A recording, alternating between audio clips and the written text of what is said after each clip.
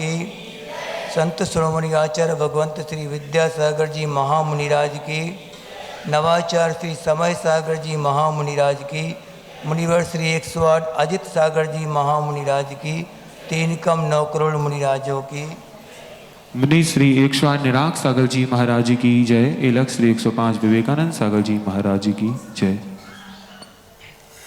हर रविवार की तरह इस बार भी आपको तीनों महाराज जी को सुनने मिल रहा है, तो इस बार अपन ये समझें इस बात को कि महाराज जी ने कितनी सुंदर बात बोली परिवार निर्माण की। इसमें थोड़ा और अपन हमारा दृष्टिकोण ये है कि अपन अपने संबंधों को और ज़्यादा मधुर बनाने के लिए और सेंसफुल कर जाओ बेटा। तो वो क्या बोलता है, हमें ये ला के दो, वो ला के दो, पहले टीवी चालू करो, ये करो, शर्तें बताता अपनी बार बार। या वो क्या सोचता है जब कंडीशन हमारे अनुसार हो जाएगी तब जाके हम शुरुआत करेंगे। ऐसे ही तो हमारे जीवन में होता है। हम चाहते हैं, प्रयास करते हैं कि हमारे जीवन में नई शुरुआत हो। कोई भी चीज़, हर व्यक्ति, अगर आप ये बताओ कि अपने जीवन से आप संतुष्ट हैं क्या? अब जैसा आप जी रहे हैं वैसे जीवन से आप संतुष्ट हैं पूरी तरह से क्या? लेकिन कोई बोले कि हम तो संतुष्ट हैं महाराज जी। कई लोग बोल देते आके कि महाराज जी आपसे ज़्यादा सुखी तो हम लोग हैं। कल हमने बताया था ये बात कि आपसे ज़्यादा सुखी आने आपको तो फ्री विकल्प है कि प्रवचन करना, सिविल लगाना, जी करना, हमें कोई विकल्प ही नहीं जीवन में। अपनी दुकान से आए, चुपचाप खाए पिया सो गए, कोई विकल्प ही, निश्चिंतता है बिल्कुल। आपके कितनी चिंता है आपके जीवन में, तो दिन रात चिंता ही चिंता है। तो उनसे ये बोला, हमने पूछा कि थोड़ी सी भी अगर अनुकूलता घटी जीवन में, उसके बाद आप कैसा अनुभव करते हैं? जैसे कोई व्यक्ति परसी परसाई थाली मिल रही है परोसी हुई, बिल्कुल बिल्कुल चुपचाप आया, ऑफिस से आया और सीधी थाली में बैठा, खाया पिया सो गया। अब उसको एक आध दिन बिना नमक का दे दिया, धोखे से नमक नहीं डाल पाई मालूम से, तो क्या होगा? थाली का क्या बन जाएगा? चक्र बन जाएगा, चक्रवर्ती बन जाएगा। और फिर वो ऐसे हाल हैं आपकी अनुकूलताओं के, ये हाल हैं। जब तक आपकी सब चीज़ें फेयर में रहेंगी तब तक तो ठीक है, फेयर में ना हो उसके बाद भी समता रख लेना, उससे हमारे संबंधों की तासीर मालूम पड़ जाती है कि हमारे संबंध कैसे बनाए थे हमने।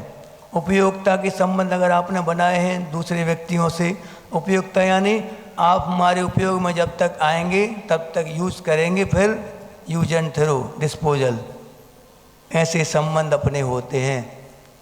मतलब आप अपन जांच कर लें अपने संबंधों के बारे में कि हम कितने ज़्यादा, हमारे संबंध दूसरों के प्रति कैसे हैं, दूसरों के संबंध आपके प्रति कैसे हैं, ये तो खूब अपन विश्लेषण कर लेते। हमारे संबंध दूसरे के प्रति कैसे हैं, वो बहुत ज़रूरी, अनिवार्य है अपन को ये सोचना, विचार करना इस बात पर कि हमारे संबंध दूसरों से कैसे हैं। इसमें सबसे पहले व्यक्ति से व्यक्ति के संबंध तो बाद में चर्चा करेंगे, पहले व्यक्ति से वस्तु के संबंध क्या हैं वो चर्चा कर लें। सबसे पहले अपन लोग आसानी से जुड़ जाते हैं वस्तुओं से, बिल्कुल आसान है वस्तुओं से जुड़ना। जैसे कि ये माला है, इस माला से संबंध बनाना बिल्कुल आसान है। कभी हम कितने उसके बोले कि हमारी माला, माला कभी नहीं बोलेगी कि आप हमारे हैं। उसको जो भी छू लेगा, जो भी फेर लेगा माला के लिए, वो कहेगी, वो कभी नहीं कहेगी कि आपने क्यों उठाया, हम तो उनके हैं, बोलेगी कभी क्या? जैसे तिजोरी है आपकी, तिजोरी को आप एक कॉर्नर पर रख के गए, बंद कमरे में रख दिया और 2-4 दिन के लिए अपन घूमने चले गए। अब तिजोरी कभी भी यहाँ की यहाँ नहीं आएगी, चलते चलते यहाँ आ जाए वो। हाँ, लेकिन व्यक्ति से व्यक्ति के संबंध ऐसे नहीं हो सकते। वहाँ अपन सोचें कि अपन अपनी सोच थोपने किसी के ऊपर, सोच थोपना कभी हो नहीं सकता, क्योंकि सबके अपने अपने कर्म हैं, अपने अपने सबके कर्म सिद्धांत लगे, बंधे हुए जो कर्म हैं उनके अनुसार वो अपना जीवन जिएगा। हाँ, ये बात है कि आप उसके लिए थोड़ा बहुत संस्कारित करके, और गीली मिट्टी के रूप में जब वो रहता है 8 से 16 साल के पहले का युवक, उसके लिए तो आप फिर भी थोड़ी बहुत संस्कारित करके और चला सकते। जैसे कि उदाहरण आता है एक कि चेलना के गर्भ में जब जीव आया तो जीव ने क्या किया, चेलना का कौन सा दोहला हुआ था माँ के लिए, कौन सा दोहला हुआ था? चेलना शुद्ध सम्यक दृष्टि थी, बिल्कुल इतनी कट्टर सम्यक दृष्टि कि पूरे के पूरे खानदान के लिए, सैनिक के पूरे खानदान के लिए उन्होंने क्या बना दिया, मोक्षगामी बना दिया। अब सोचो, और पति के लिए छायक सम्यक दर्शन की भूमिका बना दी। कहाँ नरक आयु का बंद, और कौन सी नरक की आयु बंद किया था, 7वें नरक की आयु का बंद किया था। किसने, सैनिक ने। जैसे ही मुनिराज के गले में सर्प डाला था, 7वें नरक की आयु का बंद हुआ था उनके लिए। अब 7वें नरक से कहाँ तक ले आए वो, पहले नरक में, वो भी कितने, मात्र 84,000 वर्ष, यानी कि कहाँ 7 समुंदर का जल, वो कहाँ एक बूंद भी नहीं, कितना कम नरक आयु जाएंगे। पक्का आयु बांधी थी तो नरक में तो जाना पड़ेगा, लेकिन छाया सम्यक दर्शन भी हो गया, तीर्थंकर प्रकृति का बंद भी हो गया, और नरक भी जाएंगे तो पहले नरक, 7 में से पहले में आ गई ये भूमिका। ये क्या कहलाता, पुरुषार्थ। ये किसका पुरुषार्थ था, चेलना का पुरुषार्थ था, महासती चेलना का। तो इन दोनों की जो शुद्ध सम्यक दृष्टि थे, सैनिक छाया सम्यक दृष्टि थे, भगवान के समोसण में 60,000 क्वेश्चन किए, किनके, महावीर स्वामी के समोसण में। और ऐसे महापुरुष की जो संतान होगी वो कैसी होनी चाहिए, उत्कृष्ट भावों को लिए हुई संतान। लेकिन क्या हुआ, जैसे ही गर्भ में वो संतान आई, चेलना के घर में, चेलना के भाव क्या हो रहे हैं, अपने पति की छाती को चीर के और उसका खून पी जाऊं। ये भाव किसके हो रहे, महासती चेलना की। क्या कहोगे आप, चेलना की गलती है, सैनिक की गलती है? नहीं, पूर्व में जो बांधे हुए निरत्ति निकाचित कर्म हैं वो कहीं नहीं, कोई डिस्पोज नहीं कर सकता उनके लिए, वो तो आपको भोगना ही पड़ेंगे। सबके लिए बहुत अच्छा था स्वभाव उसका, कुणिक का, लेकिन सैनिक के प्रति मारने काटने के भाव। बस जैसे ही वो अब बताया चेला के सैनिक के लिए, उन्होंने उनका दोहला पूरा कर दिया, युक्ति के द्वारा पुतला बनवाया, उसमें खून का संचार करवाया, उसको चीरा लगा के और उनके मुंह पे ऐसा आर्टिफिशियल वो लगा दिया खून, तो उनका दोहला पूरा हो गया, पुत्र तो हो गया। लेकिन जैसे ही पुत्र को देखने आए, 1-2 दिन का बच्चा था वो, सैनिक जैसे देखने के लिए आए, गोद में लिया बच्चे के लिए, और सैनिक बहुत प्यार कर रहा है उसको, लेकिन उसके भाव क्या हो रहा है, पिता को देख के, 2 दिन का बच्चा क्या भाव कर रहा है वो, इसी वक्त में इनको मार दूं, इनको ऐसी मुट्ठी भींच रहा है, 1 दिन का बच्चा वो 2 दिन का, और आंख लाल हो गई उसकी देख के पिता को, और बिल्कुल पैरों में छाती में पैरों से मार रहा उनके लिए। क्यों, पूर्व जन्म का बैर था, तीव्र बैर था। मुनि अवस्था में थे वो, कुणिक का जीव जो है, बच्चे का जीव मुनि अवस्था में थे, उस समय बैर बन गया। अब यहाँ आके और उनने क्या निदान किया था कि अगर मैं इसका बदला, मैंने जीवन भर कोई साधना करी हो तो इसका फल क्या मिले, मैं इसका पुत्र बन के और इसका बदला मैं इससे लूँ। ऐसे भाव किसके हो गए थे, मुनिराज के। और वही मुनि का जीव जो है वो कहाँ आया, चेलना के गर्भ में आया। अब आप बताओ, शुद्ध सम्यक दृष्टि दोनों जीव संस्कारित कर रहे, सब कुछ गर्भ के 9 संस्कार सब कुछ लिए 9 महीने के, तब भी सबके लिए तो बहुत अच्छा था, वो बहुत योग्य था, श्रेष्ठ पुरुष था। लेकिन सैनिक के लिए अब जैसे ही उनने क्या देखा माँ ने कि इतना क्रूर परिणामी है ये, उन्होंने क्या किया, उसको जंगल में छुड़वा दिया। चेल्ला ने 2 दिन के बच्चे के लिए जंगल में छुड़वा दिया, किसी स्थान पर सुरक्षित रखवा दिया उसको। और यहाँ से ये बात किसको मालूम पड़ी, सैनिक को। उन्होंने उसको उठवा के और उसका पालन पोषण राजकुमार जैसा करवाया।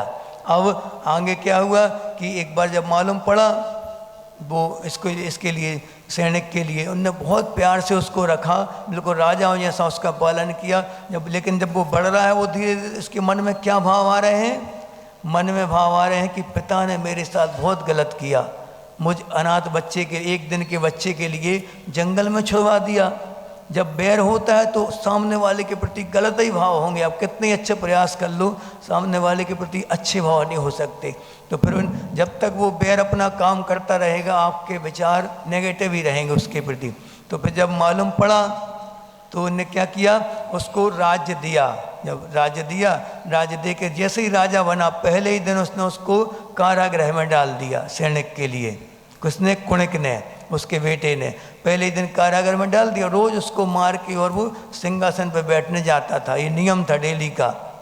अब जब उसको ये बात मालूम पड़ी, किसको, कुणिक के लिए, कि पिता की कोई गलती नहीं थी, लेकिन अब वो क्या कर सकता था, जैसे ही वहाँ पे जा रहा था अपने हथौड़ा लेके और दौड़ता हुआ जा रहा है कि अपने हाथ से पिता के बंधन खोलूँगा, अपने हाथ से पिता के चरणों का अभिषेक करूंगा, पूजन करूंगा, सिंहासन पे बिठा के उनकी भक्ति करूंगा मैं, ऐसा सोच के। और वो अपने हाथ में हथौड़ा लेके चिल्लाता हुआ जा रहा है, पिताजी पिताजी करता हुआ। और वहाँ ऊपर बैठे बंदी गृह में वो देख रहे हैं, संबंध थे दोनों के आपस में। कौन से संबंध थे? बैर के संबंध। यहाँ राजा का जीव जो था, जिनके कारण मुनिराज की मृत्यु हुई थी, उन राजा का जीव तो बहुत स्नेह रखता था, बहुत वात्सल्य प्रेम रखता था उनके प्रति। लेकिन मुनि का जीव जो था, उन्होंने क्या, श्रावकों की बातों में आके, और जैसे ही मुनिराज के कान में वो बात पड़ी, 4 महीने के उपवासी थे वो, और 3 महीने कंटिन्यू वो लगातार आते जाते रहे। और यहाँ पे आए और राजा ने चौका नहीं लगाया, कोई कारण बन गया ऐसा। तो राजा के भाव क्या थे कि मुनिराज के आहार तो अपने घर पे हम करवाएंगे। तो उनने नगर में घोषणा करवा दी। क्या घोषणा करवा दी? कोई भी चौका नहीं लगाएगा। तो फिर क्या, कहाँ जाएंगे महाराज जी? यहाँ पे आएंगे हमारे राजमहल में तो हम उनको हार देंगे। ऐसा सोच के उनने जैसे ही घोषणा करवाई, महाराज जी 3 बार 1 महीने में 1 बार उठते थे हार के लिए। ऐसे 3 बार महाराज जी उस नगर की तरफ गए, कोई चौका नहीं मिले तो राजमहल की तरफ गए। अब ऐसे कारण ऐसे बने 3 महीने लगातार कि उनको आहार नहीं हो पाए महाराज जी के, राजा के यहाँ। अब वापस जा रहे थे, 4 महीने के भूखे प्यासे महाराज जी, क्या हुआ, एक बैल ने टक्कर मार दी, गिर गए वहाँ पे, और अंतिम श्वास उनकी चल रही थी। उसी समय लोगों ने क्या चर्चा कर दी, जोर से बोल दिया लोगों ने कि ये राजा कितना दुष्ट है, ना स्वयं चौका लगाता है और ना लगाने देता है। तो बस महाराज जी के कान में जैसे ही शब्द पड़े, महाराज जी का संयम बिगड़ गया। उसी समय महाराज जी ने निदान बंद कर लिया। निदान क्या कहलाता?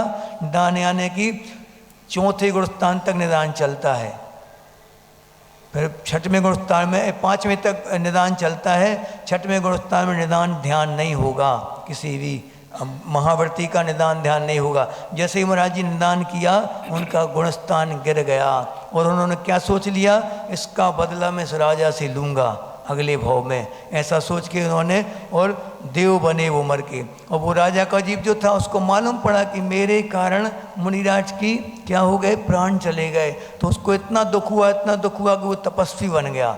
और तपस्वी बन के उसने तपस्या करी और खूब तप किया। और तप करके वो कहाँ गया, वो भी स्वर्ग में देव हुआ। दोनों, वो राजा का जीव जो था वो क्या बना, सैनिक बना। और जो उसका जीव, मुनिराज का जीव जो था वो देव बना। तब वो क्या बना, अब चेलना के घर में आके कुणिक नाम का पुत्र उत्पन्न हुआ। अब देखो यहाँ पे वो निदान काम कर रहा है। अब कितने अच्छे आप संस्कार दे दो, लेकिन ये नहीं बोल रहे से, ये मतलब नहीं लगाना कि जैसा जीव होगा वैसा होगा महाराज जी, क्या करना संस्कारों का, नहीं, आपके हाथ में है। देखो वो सबके लिए बहुत योग्य था वो जीव, कुणिक का जीव जो था सबके लिए परफेक्ट था। लेकिन एक व्यक्ति से उसका बैर था। उसके बाद भी बैर कब तक चला, कुछ समय का बैर था। जब उसको मालूम हुई बात की बात कितना प्यार करते थे पिता हमारे लिए, तब उसने जाके वो क्षमा मांगने के भाव भी हो गए वहाँ पे। अब लेकिन क्षमा मांगने की पात्रता किससे थी, सैनिक से। तो वो सैनिक है नहीं, किससे क्षमा मांगे। इसलिए कभी जीवन में अपने बैर भाव नहीं रखना किसी के प्रति। जब भी बैर किसी से हो जाए, कुछ अनसुनी हो जाए, कुछ कहा सुनी हो जाए, तुरंत जाके वो क्षमा मांग लो। वो करे नहीं करे, अपनी तरफ से तो आप क्षमा कर दो उससे, और क्षमा मांग लो एक बार। ऐसे भाव अपने संबंधों को और मधुर बनाते जाएं, क्योंकि थोड़ी सी भी कसाय भड़कते अपने संबंध अपन क्या कर देते, तोड़ लेते। पुराने सब जितने उपकार किए थे सब भूल जाते।